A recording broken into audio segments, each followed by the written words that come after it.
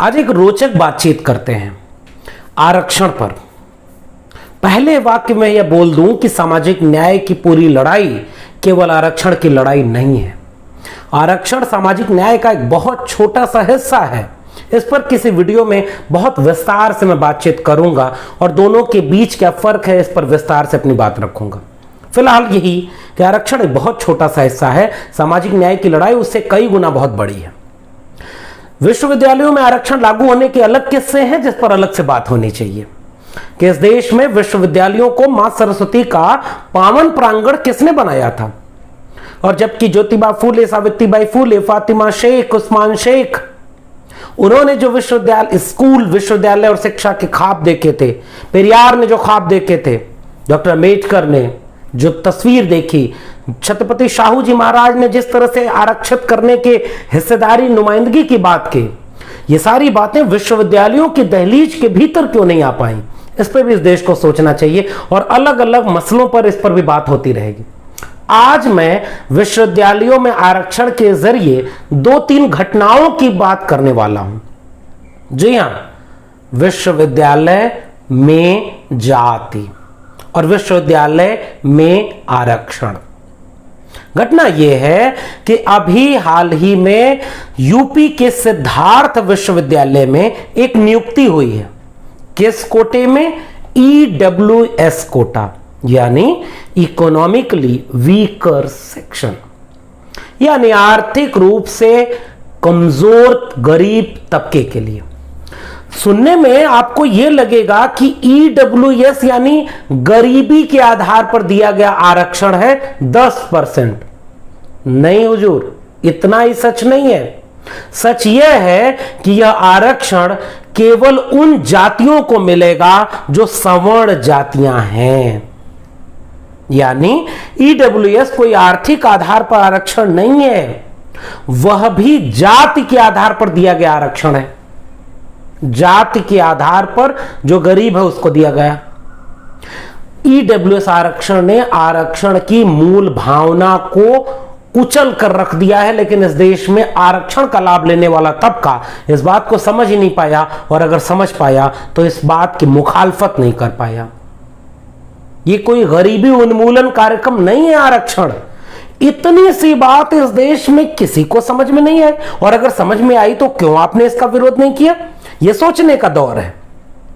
EWS आरक्षण बहुत खतरनाक प्रावधान है। किसी समय इस पर भी अलग से वीडियो बनाऊंगा। बातचीत तो करनी जरूरी है ना भाई।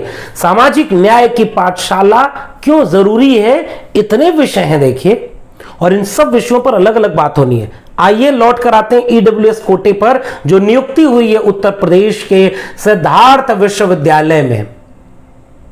और नियुक्ति किसकी हुई है, यह तस्वीरें गौर से देखिए। यह तस्वीर है उत्तर प्रदेश सरकार में बेसिक शिक्षा मंत्री डॉक्टर सतीश द्विवेदी की, और इन्हीं शिक्षा मंत्री के छोटे भाई यानी अरुण द्विवेदी की नियुक्ति असिस्टेंट प्रोफेसर के पद पर सिद्धार्थ विश्वविद्यालय में हुई। किसमें? ईडब्ल्यूएस कोटे में। मंत्री जी के छोटे भाई किस कोटे में गए? ईडब्ल्यूएस कोटे में। कोटे से आरक्षण मिला। अब जरा यह अभी मैं आपके लिए सवाल छोड़ रहा हूं कि जितनी नफरत भरी है इस देश के अकादमिक संस्थानों में professor, assistant professor, associate professor, principal, dean, vice chancellor तक के लोगों में एक भी बयान कभी आपने सुना कि ईडब्ल्यूएस कोटा लागू होने से विश्वविद्यालयों की गुणवत्ता खत्म हो जाएगी? ईडब्ल्यूएस कोटा आने से मेरिट कंप्रोमाइज हो रहा है, नाकाबिल लोग ईडब्ल्यूएस कोटे से आ गए, विश्वविद्यालयों का माहौल खराब हो गया, इनमें न पढ़ाने का हुनर है न कुछ भी नहीं आता है। कभी आपने सुना? कोई लेख ऐसा मिले तो नीचे कमेंट बॉक्स में मुझे भेजिए, मैं भी पढ़ूंगा कि विश्वविद्यालय की गुणवत्ता खराब हो गई, क्वालिटी गिर गई, विश्वविद्यालय चौपट हो गए क्योंकि ईडब्ल्यूएस आरक्षण आ गया। कोई लेख, कोई चीज, कोई बयान भी अगर मिले तो मुझे ट्वीट करिए, मुझे नीचे कमेंट बॉक्स में भेजिए। लेकिन हां, अब इस देश में ईडब्ल्यूएस कोटे यानी गरीब सवर्ण के तबके से आरक्षण के जरिए नियुक्ति हो रही है। किसके? शिक्षा मंत्री के भाई की। कब? कोविड के काल में, जहां आपदा आई हुई है, महामारी आई हुई है, उस समय विश्वविद्यालय नियुक्ति कर रहा है। और एक और सूचना, कुलपति का टर्म खत्म होने वाला था। कुलपति को राज्यपाल ने कार्य विस्तार दे दिया कि जब तक नई कुलपति नहीं आती तब तक आप रहो। तो कुलपति भी एक ऐसी नियुक्ति किए कि सरकार में जो उनके हुजूर हैं वो भी खुश, काम हो गया उनका, और आपदा को अवसर में तब्दील भी कर दिया गया। बड़ा मासूम सा लगता है ना ये तर्क। इससे अच्छा तर्क तो ये दे देते कि हमारे उत्तर प्रदेश में इतनी नौकरियां हैं कि हम लोगों को पकड़ पकड़ के नौकरी दे रहे हैं। हम कोरोना से तो लड़ ही रहे हैं, लेकिन हम पकड़ पकड़ के नौकरी दे रहे हैं। उसी गिरफ्त में बेचारे शिक्षा मंत्री के छोटे भाई आ गए और उस बेचारे को जबरदस्ती असिस्टेंट प्रोफेसर बनवा दिया गया, वो भी ईडब्ल्यूएस कोटे से। यह है हकीकत अकादमिक संसार की, भारत के अकादमिया की यह सच्चाई है, और इस सच्चाई पर विस्तार से और बार बार बात करने की जरूरत है। इस देश में आज भी एससी, एसटी, ओबीसी रिजर्वेशन जो लागू हुआ, उसमें प्रोफेसर के 95% पोस्ट, एसोसिएट प्रोफेसर के ऑलमोस्ट 90% और असिस्टेंट प्रोफेसर के ओबीसी में 70, तकरीबन 70 से 80% पोस्ट आज भी खाली हैं। और ईडब्ल्यूएस कोटे की सीटें लगातार भरी जा रही हैं। आज भी इस देश के ओबीसी समाज के लोगों, देश की आधी आबादी ओबीसी है, कंधा बना है हिंदुत्व का। अच्छे ओबीसी भी हैं, मैं बार बार कह रहा हूं। मेरे नए ओबीसी साथी तमाम ऐसे उभर के आए हैं जो बिरसा, फूले अंबेडकर के साथ साथ पेरियार को पढ़ रहे हैं, ललई सिंह यादव को पढ़ रहे हैं, चंद्रिका प्रसाद जिज्ञासु को पढ़ रहे हैं, जगदेव बाबू को पढ़ रहे हैं, रामस्वरूप वर्मा को पढ़ रहे हैं। उनसे उम्मीद है मुझे ओबीसी को समझाने और समझने की बहुत बड़ी जरूरत है। ओबीसी पर बात करने आ रहा हूं एक दूसरी घटना के साथ। तो यह समझने की जरूरत है कि ओबीसी के 2019 तक पूरे देश के केंद्रीय विश्वविद्यालयों में कितने प्रोफेसर थे? 0। इस समय आज की डेट में मेरी ही आरटीआई है, इसमें जवाब में आप पाएंगे कि इस समय ओबीसी के कितने प्रोफेसर हैं? 8। आबादी है देश की आधी, और प्रोफेसर सेंट्रल यूनिवर्सिटी में 8। एक तर्क देते हैं लोग कि रिजर्वेशन बाद में लागू हुआ, यानी रिजर्वेशन बाद में लागू होगा और रिजर्वेशन नहीं रहेगा तो कितने ओबीसी हैं यह भी बता देते, गिनकर बता दो। ईडब्ल्यूएस जैसे ही आप तुरंत उनको भर रहे हो। और एक उदाहरण यह देखिए मध्य प्रदेश का, स्क्रीन पर यह फोटो जो आप देख रहे हैं, इस फोटो को गौर से देखिए। राष्ट्रीय स्वास्थ्य मिशन, स्वास्थ्य एवं परिवार कल्याण विभाग, मध्य प्रदेश शासन, बैकलॉग रिक्त पदों के विरुद्ध 2850 कम्युनिटी हेल्थ ऑफिसर की भर्ती कब आई है? 13/5/2021 को। अब दिलचस्प बात, इस सेगमेंट को ध्यान से देखिए। पहले तो यह भी बता दूं कि ये ठेके पर रखे जा रहे हैं, कोई भी परमानेंट।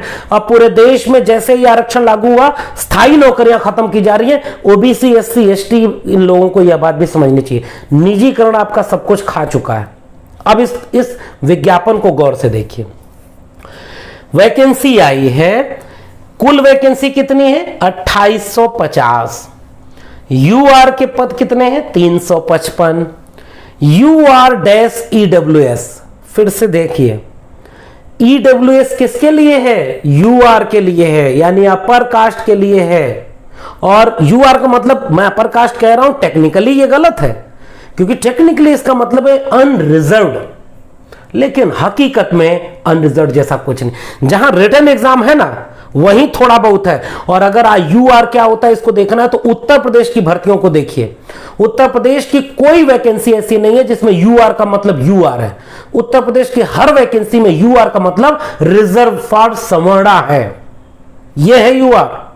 अब इसको देखिए, इस वैकेंसी को, यूआर ईडब्ल्यूएस कितनी सीटें? 652, एसटी 947, एससी 266 और ओबीसी की सीटें कितनी है? 189, 189। ईडब्ल्यूएस की सीटें कितनी? 652। 2850 वैकेंसी अगर आती है तो 2850 का 10% ईडब्ल्यूएस लागू होगा, और ईडब्ल्यूएस रेट्रोस्पेक्टिव नहीं लागू हुआ है। जिस डेट से ईडब्ल्यूएस रिजर्वेशन मिला उसके आगे से जो वैकेंसीज हैं उसमें मिलेगा। ईडब्ल्यूएस का बैकलॉग क्या होता है? अगर ईडब्ल्यूएस का बैकलॉग देना है तो 1950 से दो गरीब सवर्णों को। एससी एसटी ओबीसी के बैकलॉग के सामाजिक सांस्कृतिक और मनोवैज्ञानिक आधार हैं, बावजूद इसके इस देश में एससी एसटी ओबीसी के बैकलॉग की सीटें नहीं भरी। जब जब बहुजनों की सरकार आई, जैसे मायावती जी को मैं याद करूंगा जब वो मुख्यमंत्री थी, जी हां वही मायावती जी जिनके बारे में इस ट्विटर की दुनिया में 2012 में क्या क्या लिखा जा रहा था, क्या क्या बोला जा रहा था।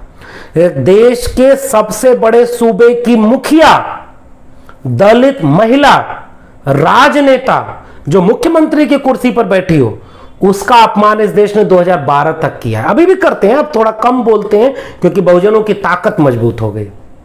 तो बैकलॉग किसने किसने निकाला? किन किन विश्वविद्यालयों में बैकलॉग लागू है?